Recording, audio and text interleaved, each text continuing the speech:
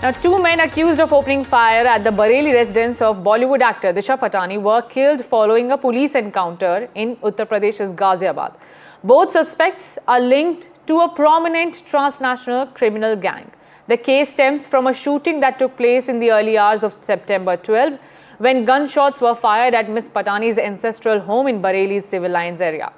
Police said the firing occurred at around 3:45 a.m., startling the quiet residential neighborhood. The residence is occupied by the actor's family currently. Present at the time of shooting were Ms. Patani's father, retired Deputy Superintendent of Police Jagdish Singh Patani, her mother, and elder sister Khushbu Patani.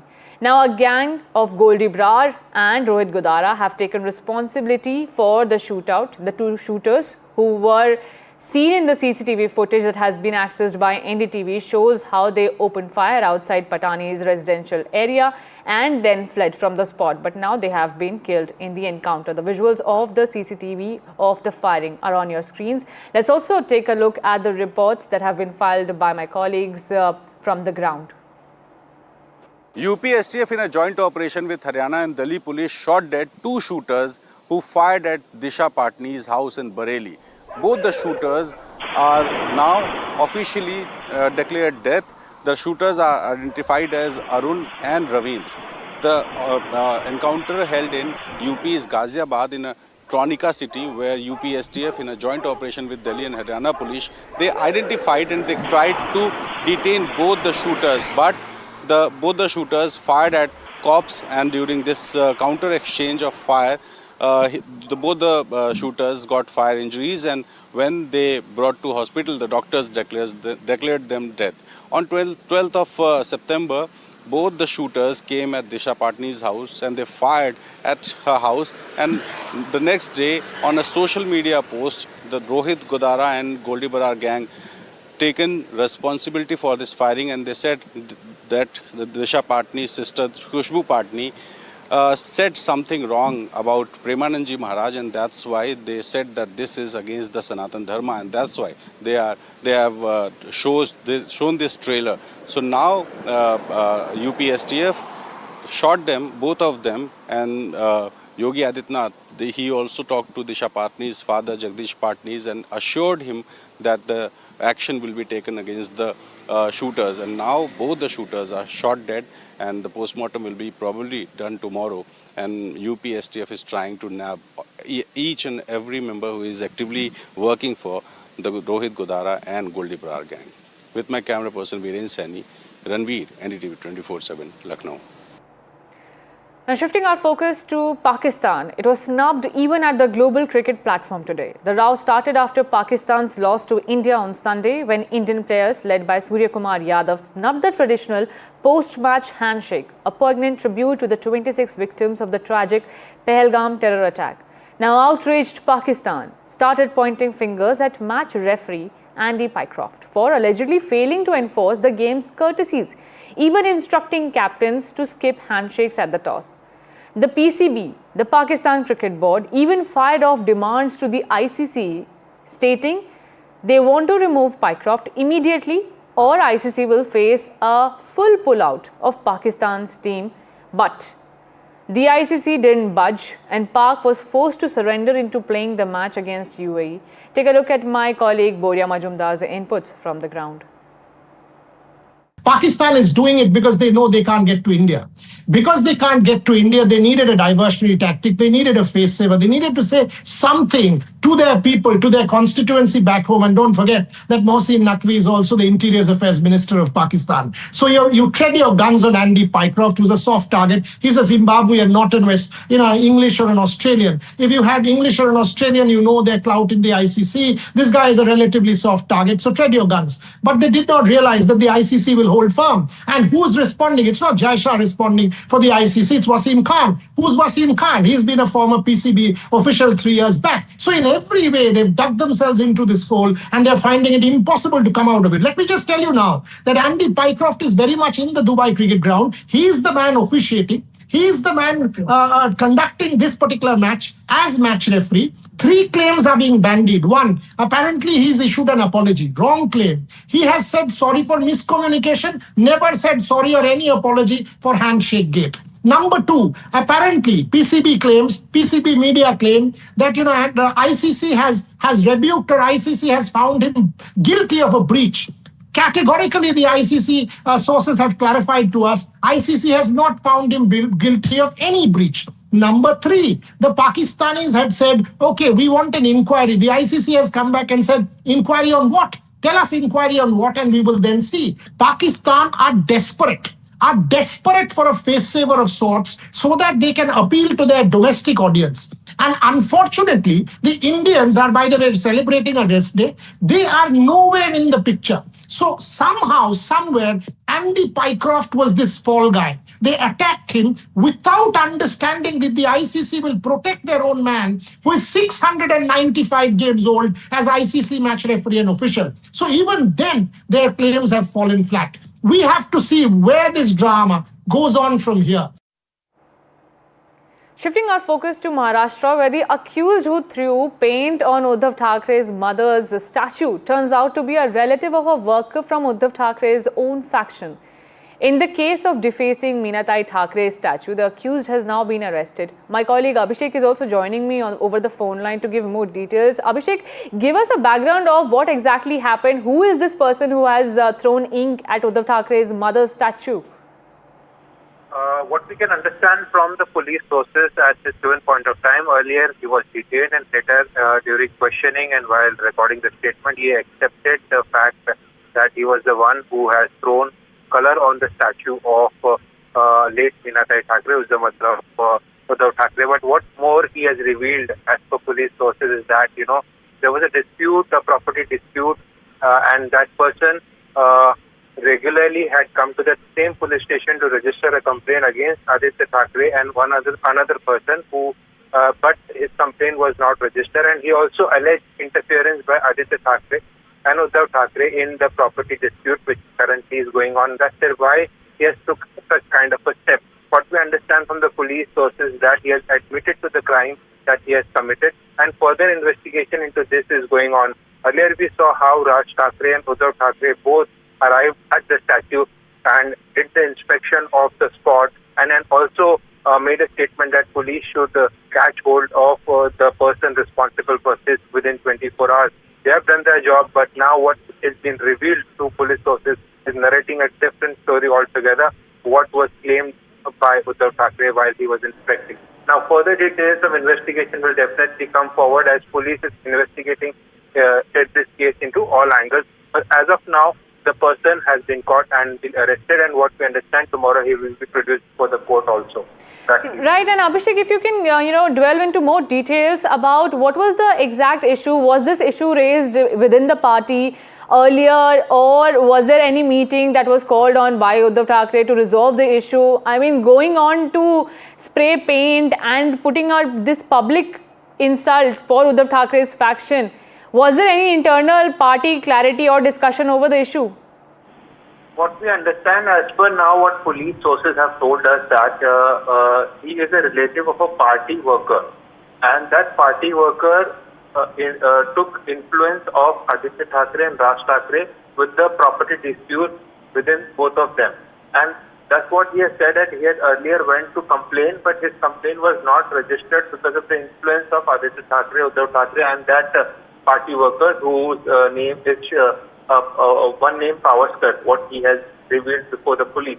So, out of frustration, he has taken such steps, which has been revealed by the police as per sources currently. Further investigation are going on, but at the on the other angle, where Uddhav Thackeray, said earlier in the day that there could be a bigger, larger conspiracy of a riot-like situation in the country or in the state, something like this, what he told, that kind of a narrative is not what has been disclosed right now by the police sources. Further investigation are going on at all fronts, and definitely nothing at the party front has been done to resolve such issue, what we can understand till now. Back to you. Right, and Abhishek, we are not hearing any clarity or statement coming out from UBT so far, or is there any statement that the party has put out?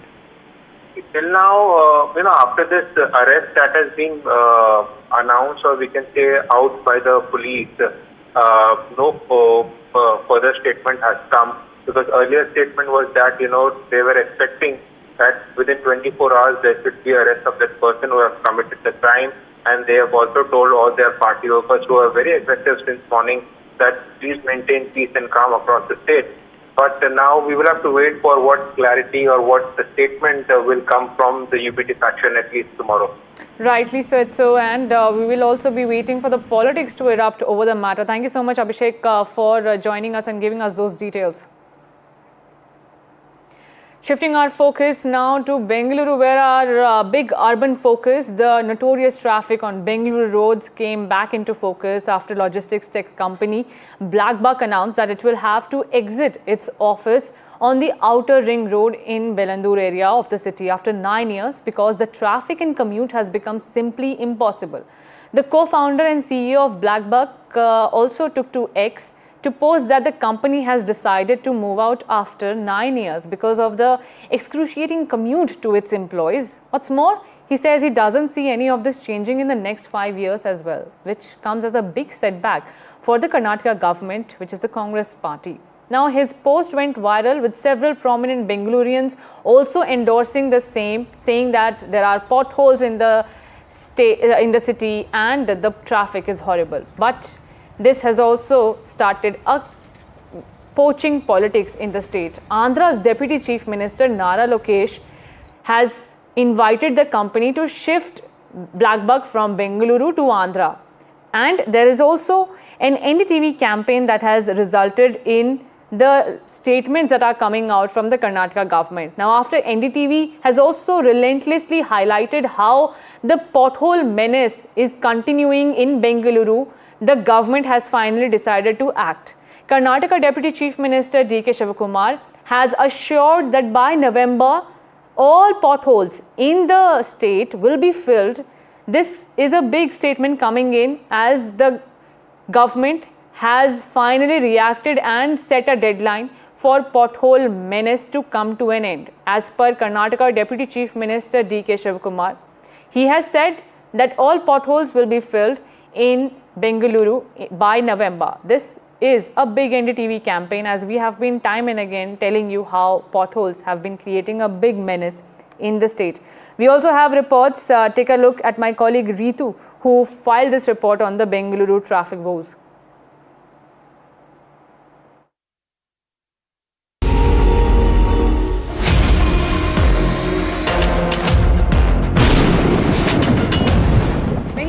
India's IT hub is grappling with the pothole menace. So severe that many startup companies here in the IT city are considering to shift their base into different cities. Well, from the IT city itself, that one of the co-founder of the logistic tech platform, the company identified as Blackbuck, has come out and he has raised his concerns on the social media platform, saying that how that it has become so difficult for his employees to commute on the outer ring road to reach the office. So let's examine this all to see how that it is to travel in the IT city Bengaluru. Is it a game for the easy players, or it's quite a tough game to get on the wheels and then commute to the office? So yes, come, let's get on the wheels to find this all out.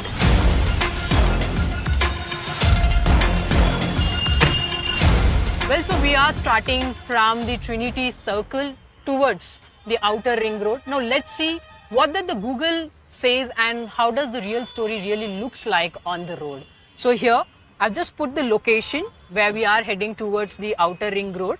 It says 54 minutes, 12 kilometers. Now let me also do one more thing. Simultaneously start the recorder as well from this particular location to the outer ring road to show you the real difference of what the Google says and how does the real life really in the IT city looks like for the many.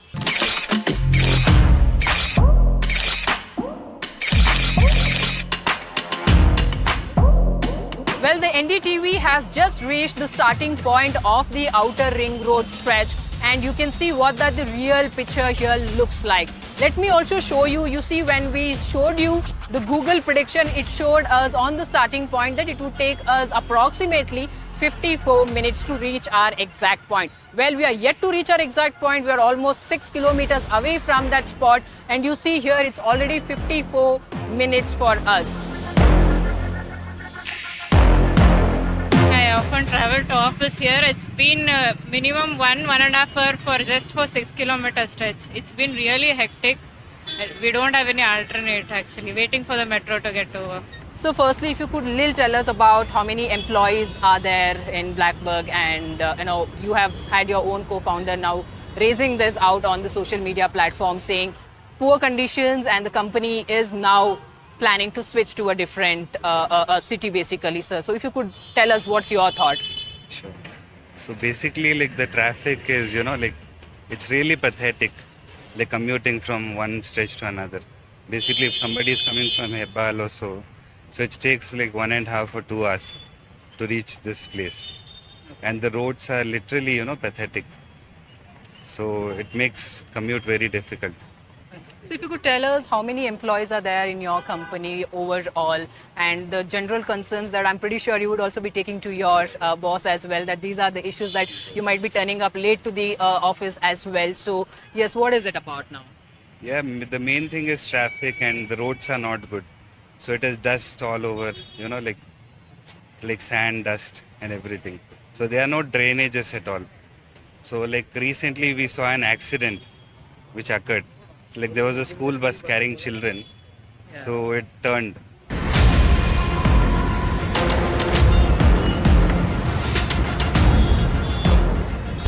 Well, the Google might have promised us 54 minutes, but our wheels kept on rolling for almost more than 1 hour 37 minutes on this stretch to reach this particular spot, which makes it very clear that even the algorithms cannot outsmart the Bengaluru's traffic and the poor road conditions. Well, the state government and the civic body will have to come together to find a real-time solution. With video journalist Kumar, Ritu for NDTV. And now politics has erupted over Punjab floods after Prime Minister Narendra Modi released a flood relief package of 1,600 crores for Punjab. Now, Congress MP and leader of opposition Rahul Gandhi has written a letter to Prime Minister Narendra Modi calling his flood relief package inefficient. Now, as per him in the letter, Congress leader Rahul Gandhi says that the flood relief package is inefficient as Punjab state occurred more losses. Approximately 20,000 crore loss has been faced in Punjab. However, as per government sources, the assessment that was done by the centre before releasing the flood relief package was the demand that came from the state itself. But now the politics over the matter is erupting while Congress claims that the flood relief package is inefficient. The centre and state is yet to react on it. Take a look at my colleague Prashant filing more inputs on it. Well, Rahul Gandhi has, described about his visit to Punjab, which he undertook just 2 days back, and he has said in his letter that he saw devastation in the flood-affected areas, and he has said that when Prime Minister visited Punjab on September 9th, he announced a relief package of 1,600 crore. According to Rahul Gandhi, that is not enough because, according to his estimate, the loss is to the tune of 20,000 crore. So he has demanded more relief for the state. However, I have learned from my sources in the government that when Prime Minister visited the state on September 9th, he announced the initial relief package of 1,600 crore, and after that he has instructed many of his ministers to visit different areas, different flood-affected areas of the state. And we have seen in the last 4 or 5 days, many union ministers have visited the flood-affected areas, and they have been asked to, when they return, they have been asked to submit a, report estimating the actual loss that has happened in this flood. So once those reports come, and on the basis of those reports, centre may again assess the damage and then announce another package. But so far, but now Rahul Gandhi has written to the Prime Minister. Definitely, there is the politics also behind his letter, but has demanded that more and more relief package should be announced. And the monsoon fury continues to wreak havoc across India's hilly regions. From Uttarakhand to Himachal Pradesh, relentless rains have triggered landslides, flash floods and widespread destruction. Homes have been washed away, roads snapped and thousands displaced. With more rainfall expected, rescue and relief teams are racing against time, battling nature's wrath to save lives and rebuild what's been lost. Take a look at my colleagues Aishwarya and Gurpreet giving us the ground reality check.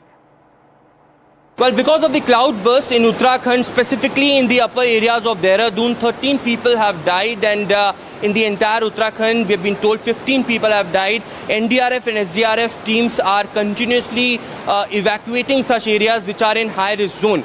But in these visuals, I'll explain you as to how extensive damage was reported in several of these areas, specifically when I'm reporting is Sahastradhara. And starting from here, it is this Song River, the Baldi River, which is called by the locals. It used to go from the direction that leads towards the left, but now it has changed its direction, and at least 30 to 40 shops after the cloud burst, when the water level rose up, it collapsed into the river, and the river swept away these roads, and there you can see these shops completely been damaged. Quickly, I'll give you an entire visual tour of this particular market, which is a tourist spot. Usually people from Punjab, Haryana, Delhi used to come over here to take bath in this particular river, but as you can see, the entire hotel has been collapsed and has been swept away by this river because of that cloud burst that erupted as well. And as we move forward, we can see this extensive damage of several of these restaurants. The wall had completely been collapsed. There was another hotel which collapsed into the river, and only terrace can be seen over there. Right now we are reporting from Dharampur bus stand, and first of all I'll request my Vijay to show all these pictures from ground. We have seen huge number of buses had already been damaged. On that day we have seen these buses were floating in water when there was a huge water which has come from a various location. We can see this Son Khad that is also flowing, and what we have learnt from the local residents also, they say this Son Khad was also swelling at the time when there was a huge water which has come to this bus stand, and after that we can see how the destruction had already been taken place. We can see these buses hits the shops also, and these shops had already been damaged. And here is one tempo traveler where we have seen he has brought some passengers from other state, and he was sitting inside this tempo traveler, but because of that strong pressure of water, this tempo traveler had also swept away, and this has already trapped into one of a small khad here. And what we have learnt from the local agent, they say the driver was missing, and we have seen NDRF and other teams that they were also conducting rescue to find out that person who was missing from there. And slipping into a very short break, don't go anywhere, more news lined up on the side.